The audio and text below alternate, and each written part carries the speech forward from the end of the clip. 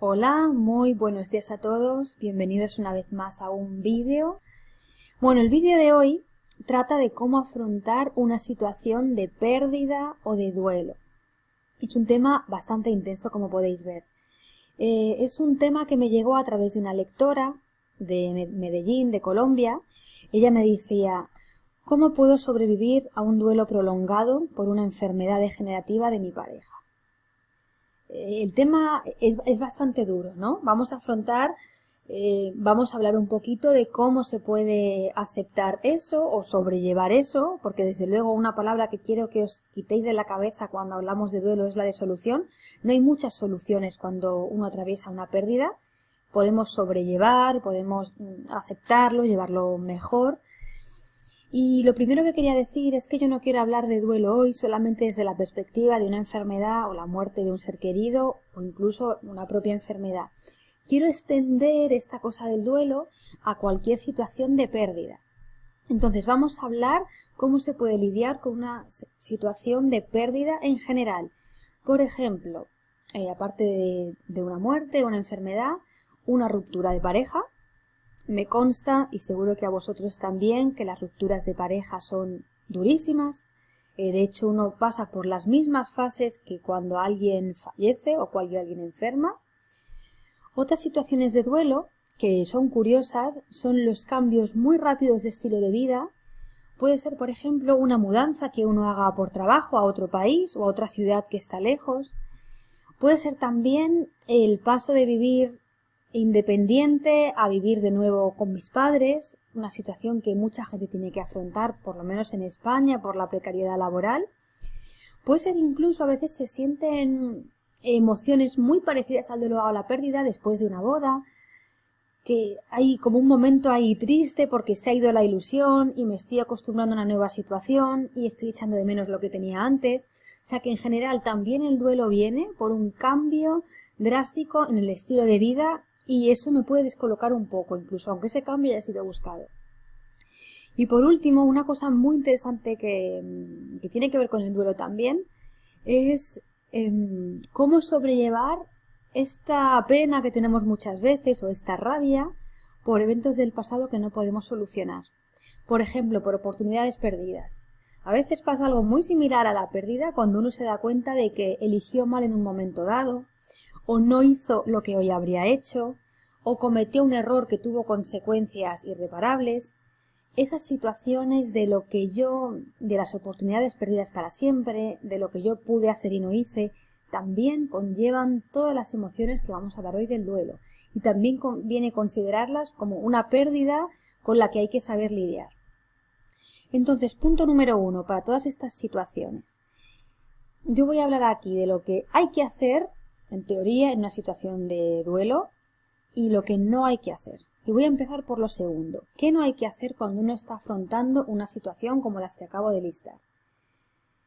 Yo creo que lo que no hay que hacer es oponerse o poner resistencia a toda la amalgama de sentimientos que están apareciendo. Es muy difícil en nuestra sociedad occidental, que estamos acostumbrados a hacer cosas y a solucionar y a buscar respuestas y soluciones, no hacer nada. De hecho, es lo más difícil del mundo. Se nos hace tan complicado atravesar estas situaciones porque nos quedamos sin recursos.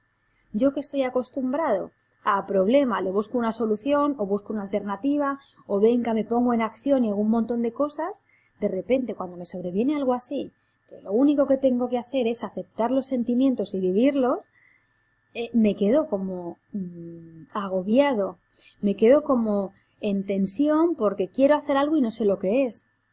Pero yo lo digo desde ya, si estás atravesando un duelo, olvídate de que tienes que buscar una solución, olvídate de que hay un plan a largo plazo y olvídate de que hay como una lista de acciones que puedes hacer para salir de ahí. No hay nada que te vaya a liberar de sentir determinados sentimientos. Nada. O sea, digamos que los duelos son procesos en los que nos pasan cosas por dentro, tenemos emociones, hay que transitarlas y hay que vivirlas. No hay más. Y como os digo, esto para nosotros, sociedad occidental, centrada en el hacer, en hacia afuera, en cosas tangibles, nos parece casi un imposible. Por eso empiezo por el qué no hacer en un periodo de duelo de este tipo: ruptura de pareja, enfermedad, muerte de familiar, cambio de vida radical, estoy sintiendo el duelo por mi infancia perdida, por mi juventud perdida, por las cosas que tuve que hacer y no hice. Buscar soluciones. No os afanéis en buscar soluciones, en buscar cosas que hacer, no las hay. Lo único que hay que hacer es atravesar el proceso paso a paso y vivir los sentimientos que aparecen. ¿Y cuáles son? Y ahora voy a la segunda parte de esta pregunta. ¿Qué hacer en una situación de duelo o pérdida? Bueno, este tema lo estudió maravillosamente una psiquiatra que seguro que habéis oído hablar de ella, mucho, se llama Elizabeth Kubler-Ross. Esta mujer además vivió el duelo desde un montón de perspectivas, porque bueno, por un lado ella era psiquiatra, ella tenía un conocimiento psicológico y psiquiátrico de la mente humana.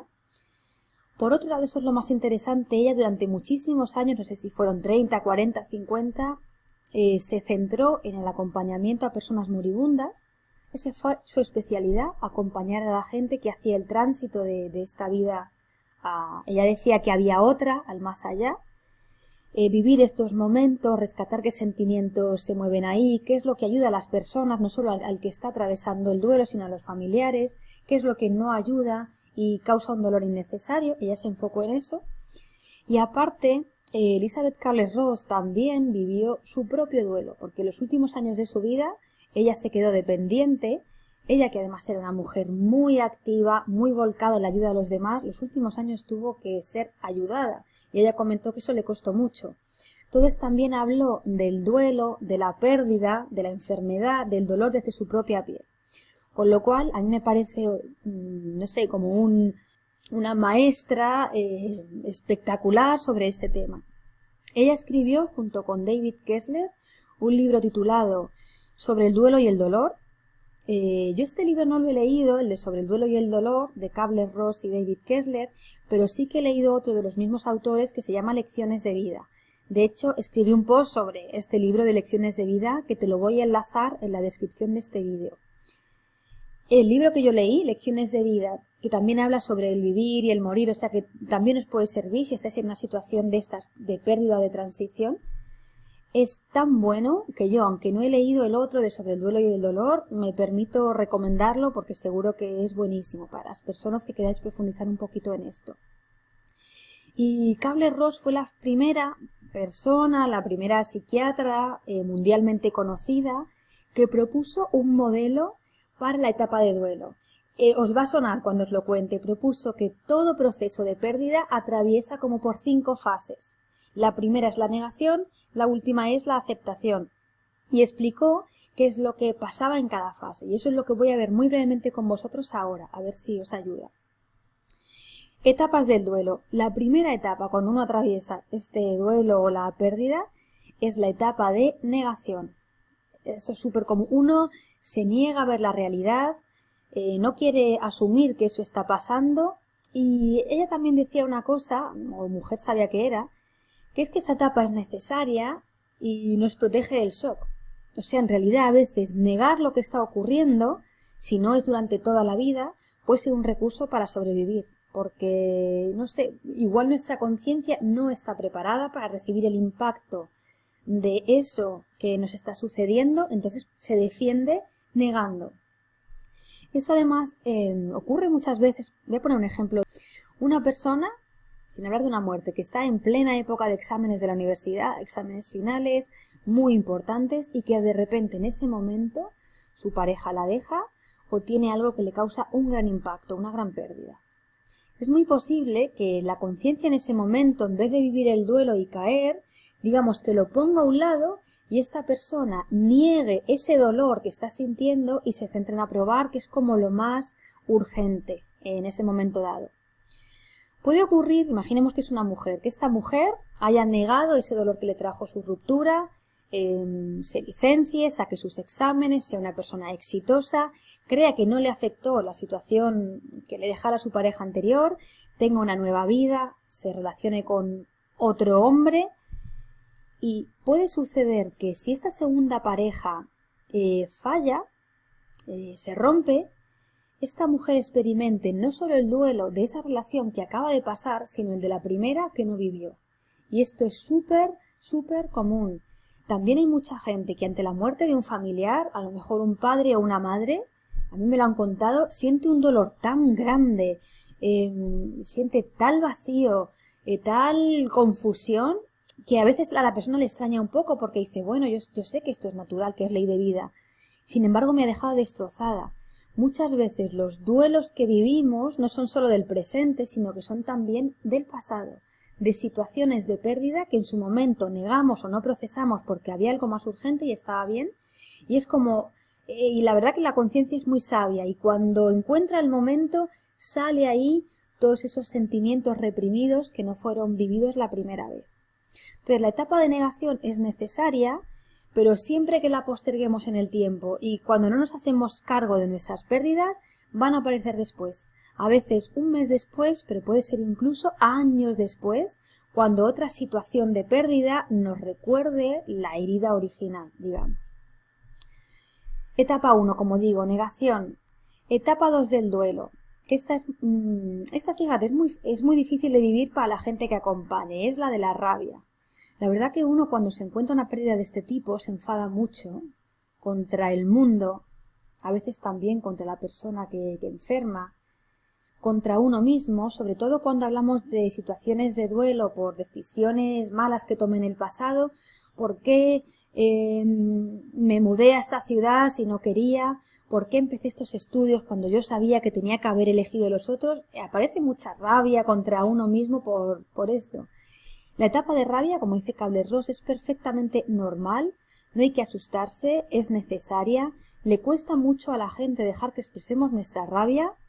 Ella además aconseja que escuchemos sin juzgar a quien se desahoga y despotrica contra el mundo por lo que le está pasando, porque es una emoción que tiene que aparecer, digamos que está dentro del marco del duelo, no es raro, tiene que estar ahí para vivir la pérdida de manera saludable. ¿Qué ventaja tiene la rabia en el duelo? Que nos hace cuestionarnos. En realidad la rabia, porque aquí en esta sociedad nos da mucho miedo, pero tiene un punto en el que uno es como que se cuestiona, ¿no? Si yo, por ejemplo, me enfado con el mundo y con Dios por lo que me está pasando, eso me permite cuestionar mis creencias religiosas, o cuestionar las creencias que me transmitió mi familia, o las creencias que tenía de mí mismo. Y además la rabia es una emoción muy enérgica que me puede dar el empuje para hacer ciertas cosas o para poner límites o para parar a ciertas personas. Entonces, otra etapa necesaria en los momentos de pérdida, no os asustéis si la experimentáis. La tercera etapa del duelo, esta sí que es más centrada en la gente que o bien que está atravesando un periodo de muerte o que acompaña a familiares, es la de negociación. Es esta etapa donde uno quiere como negociar con Dios o con la vida. Por favor, si me dejas vivir 10 años más, me voy a portar bien. Voy a perdonar a tal persona si vivo 2 meses más. Es como que tenemos como un subidón después de la negación y la rabia y creemos que hay alguna solución. Yo creo que es de las etapas más duras, también es de las más cortas según Kübler-Ross, porque, no sé, es difícil. No sentimos rabia, no sentimos negación, tenemos plena conciencia de lo que queremos, pero aún no lo aceptamos del todo y creemos que haciendo un cambio podemos evitarlo. También, como yo digo, lo que hay que hacer en un duelo es permitirnos y aceptar estos sentimientos. Aceptémoslo, que estamos en esta etapa, y si lo aceptamos y no ponemos resistencia, va a pasar y vamos a ir a la cuarta fase del proceso de duelo, que suele ser la más larga, que es la de depresión o tristeza. Es además la más conocida. Cuando uno sabe que algo no tiene solución, que lo ha perdido para siempre o lo va a perder para siempre, aparecen sentimientos de miedo, de tristeza, de depresión, de desesperanza ante el futuro. Puede ser que a mucha gente le cueste mucho levantarse de la cama, sea un enorme esfuerzo hacer las actividades básicas. En esa etapa de tristeza, además, puede aparecer, y es muy natural y hay que escucharlo, el aislamiento. Yo me aíslo de los demás, quiero estar solo con mis pensamientos, no me apetece nada salir. Por eso, la verdad que esto que decimos a la gente que está triste de sal y anímate, a veces no es nada recomendable. O sea, cuando uno está atravesando una etapa de depresión dentro de un proceso de duelo consciente, en el que tampoco me está inundando la tristeza durante años, porque os digo, lo normal es que estas etapas vayan pasando de una a otra, no que nos quedemos ahí retenidos. Obvio que si una persona lleva ya 5 años de tristeza por un duelo, algo hay que hacer, pero ¿por qué no permitirnos 2, 3, 6 meses de simplemente no salir, no hablar mucho, no querer divertirnos, no buscar diversión en nada, sino esa temporada de aislamiento, de contacto con uno mismo, de lágrimas, de llorar, de no me apetece nada? También de dormir, puede ser que en esa etapa venga muy bien dormir muchas horas, porque el cuerpo tiene como que procesar esa pérdida. Y lo bueno de la etapa de depresión, que es muy dura también, es que según estos autores es un síntoma de que la persona está aceptando la situación. Cuando yo no niego, ni me enfado por lo sucedido, ni intento negociar para que cambie, sino que me siento triste por ello, es que lo estoy aceptando. Y de hecho, esta etapa da lugar al final a la fase de aceptación, cuando uno dice, bueno, ya está, esto es así, esto no se puede cambiar, esto no tiene solución, ahora lo único es aprender a sobrellevarlo lo mejor posible de cara al futuro. Yo sobre el tema ese de cómo afrontar un proceso difícil también tengo escrito un post que se llama justamente así, cómo lidiar con un periodo difícil o de tristeza. Te voy a dejar también el enlace en el vídeo para que lo veas. Y vuelvo a repetir, es que no hay mucho más que hacer aparte de vivir estos sentimientos y asumirlos. Y yo sé que eso es lo que nos desespera. Pero es que no hay más que hacer.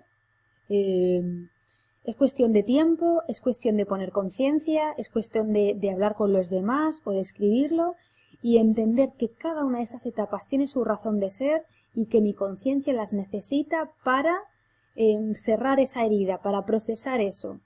Y es verdad que en un momento en el que creemos que todo tiene solución y todo tiene cura, que es el momento actual, quizá hay un optimismo un poco exagerado, aceptar que hay cosas que no tienen remedio ni tienen cura, es como un acto de victoria, ¿no? Así que bueno, con esto me voy a despedir ya. Bueno, yo anotaba también aquí que en un proceso ya que estamos de depresión o de duelo en general, es importante no marcarse objetivos a largo plazo, sino marcarse objetivos diarios. Cuando uno está muy triste o en una nube muy negra, la verdad que levantarse de la cama, comer bien, tener la casa ordenada, seguir una rutina fácil son grandes logros. No es momento para marcarse objetivos a largo plazo ni grandes cosas. Es como aprender a vivir en el día a día, muy en el presente, objetivos diarios, lo imprescindible. Espero que este artículo os haya resultado útil a todos. Muchísimas gracias por vuestro tiempo, por verme. No os olvidéis de mirar los links que pongo en la descripción por si queréis un poco más de información. Y os recuerdo, a la gente que estéis atravesando procesos de duelo muy fuertes por cualquier tipo de pérdida, el libro de Kübler-Ross y David Kessler, el de sobre el duelo y el dolor, seguro que os viene muy bien. Así que nada más, os mando un beso y feliz semana.